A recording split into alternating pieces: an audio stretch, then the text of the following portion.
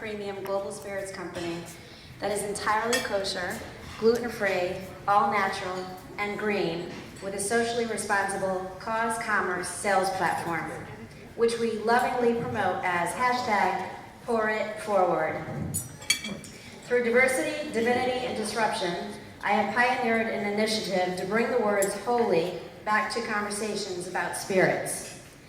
I met Rick Kestenbaum, the COO manager of New Jersey Jewish News, 2 years ago, maybe longer now, at Kosher Fest in New Jersey, and we became friends. When he called me to share this event sponsorship opportunity with me, I hope I made his sales call easy. It was me who convinced him that I needed to be an all-in, full sponsor of this event. I will never forget the feeling I had when I absorbed and received what was coming out of his mouth before me to connect with all of you. You know how they say, from your mouth to God's ears? Well, I had just finished asking for the help I needed to turn the alcohol industry, one of the most lucrative and therefore possibly the most beneficial for philanthropic leverage, into a fundraising mechanism for the greater good. If I could go from $35,000 to $1.5 million in sales in less than a year, and no one has even heard of me, especially all the journalists in this room, then what could I do if my vision became a household mission? It was not a financial decision to sponsor the awards for the purpose of selling our spirits, but it was a divinely inspired decision to enlist the group of people in this room to help me share God's inspiration. I am honored by the integrity and talent of the exceptional journalists, publishers, editors, and business managers committed to unwavering excellence in this room tonight, but I am more awestruck and humbled by the power of a God who specifically chose to bring us all together as united influences in our community so that we could serve him in a way that brings us all closer to prosperity through celebration. Celebration of fellowship, celebration of accomplishment, and celebration of a beautiful world where the only thing we ever needed to experience our unity with our Creator is love. I was raised in a traditional, very spiritual Italian Catholic family who migrated from Italy to New York and then to Connecticut. We genuinely loved each other and our extended family and neighbors. I attended Catholic schools my whole life, and I was so enamored and in love with God from such a small age, I just couldn't get enough godness around me. As a child, I remember hearing the voice of God in my head so loud and profound, I just began following the instructions. And that has shaped the course of my life.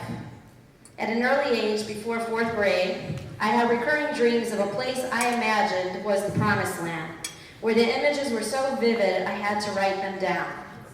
I now have 100 legal pads of notes ready to be edited. As an aside, I also produce some very great writers. I gave birth to 9 children, and 2 of them are great journalists. One works for the Guardian newspaper in London, and another is here with me tonight, Ryan, my Chief Marketing Officer and in charge of our community outreach. Ryan has won the Robert Novak Fellowship for his excellence in journalism and has a diverse background in investigative reporting and political commentary. I am so proud and grateful he found enough controversy in the spirits business to come on board and help his mom navigate the media. So did 4 more of the kids full-time, and the rest are on board part-time, but when they're 21, they're mine. I'm certain you'll be interacting with Ryan after this evening, so let me get back to my story. I visited any place of worship I could find, and I studied the Christian books available to me. 5 days a week of God in Catholic school wasn't enough. I even attended public school CCD on the weekends, where my mom was a volunteer teacher. I was the kid you didn't have to make go to church. I studied to be an altar boy in the 4th grade, and I was horrified at my first brush with discrimination, where I was told I could not be an altar boy. I said, but I studied, and I know everything, quiz me. And Sister Joanne said, you cannot be an altar boy. No matter how much I knew, I was meant to work for God, but I didn't let that deter me. I became a lector, and I attended St. Joseph's Seminary to get as far as I could in the Catholic Church, knowing I would never get to wear the white collar, which I believe was supposed to choke you if you ever told a lie. So since I don't see a lot of fallen priests around everywhere my travels, I can only assume one of 2 hypotheses. So how did I get here? God only knows, or God only knows.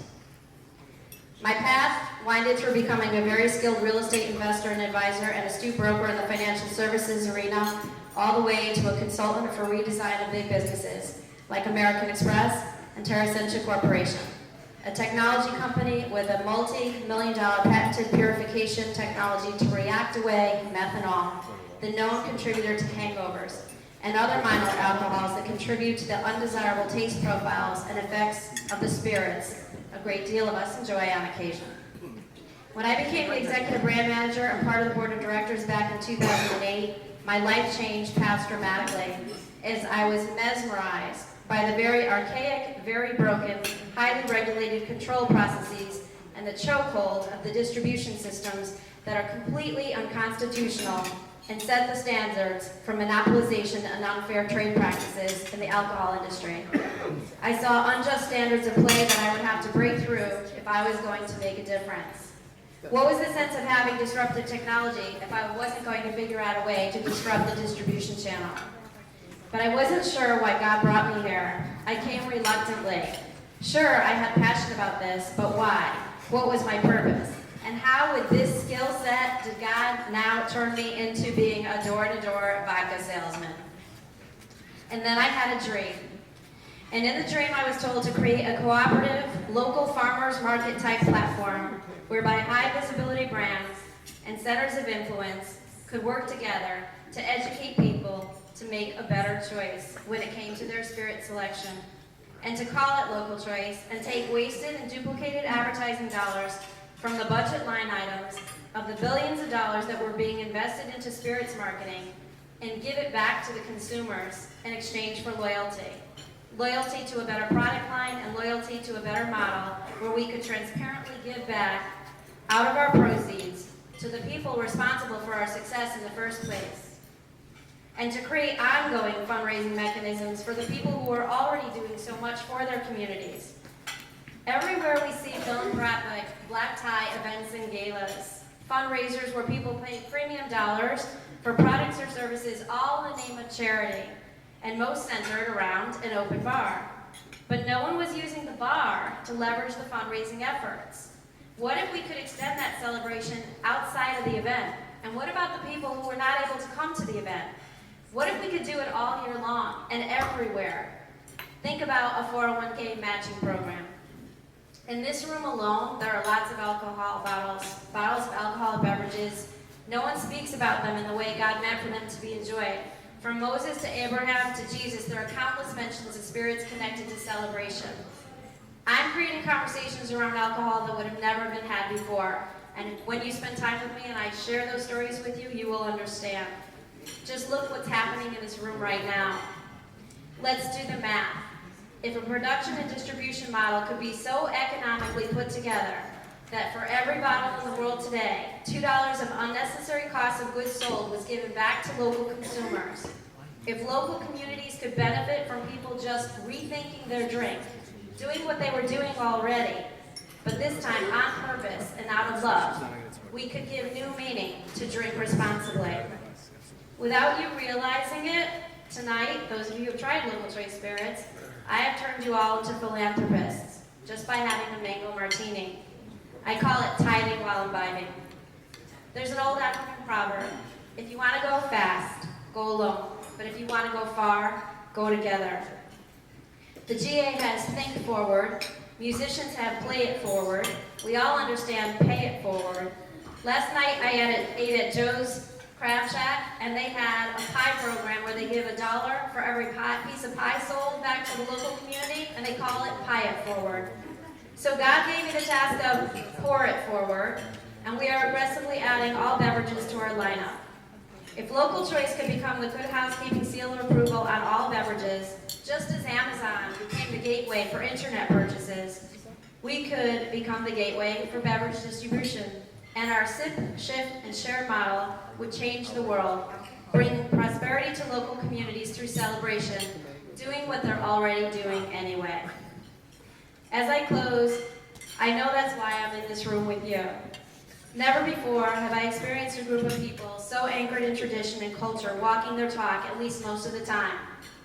I happen to also be a non-denominational minister on the board of the Christian Jewish Council, an interfaith organization that seeks to build bridges of understanding to promote sensitivity, tolerance, respect, and fellowship among all faith groups. Last week, my good friend Dr. Amy Jill Levine, who was raised as a Jew in a Catholic neighborhood, attends Orthodox synagogue, and teaches gospel to seminary candidates at Vanderbilt University as the professor of the New Testament and Jewish Studies, a noted author and world scholar, and the editor of the newly released Jewish annotated New Testament. She spent the weekend with me, and after drinking my bourbon, which she begged to take home with her, she pointed out she would happily become a supporter and taskmaster to my initiative.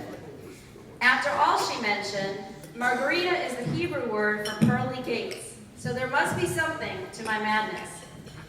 But we talked about how much I wished I was Jewish. She said that's because I saw Fiddler on the Roof when I was a kid. And I needed to bring my Christian perspective to a room of Jews. Foreshadowing? I don't know, but here we are. I do know that when I enter a space filled with the heritage of the Jewish community, I do not feel I need atonement or need to earn my rights and privileges, nor need to become worthy enough to end my day in God's grace.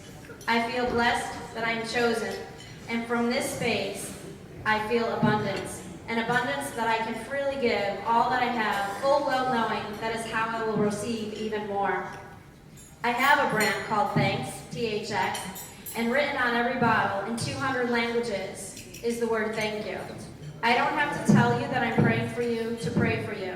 I can put that intention out to the universe and watch the miracles that unfold when you are moving the spirit of the grace of God.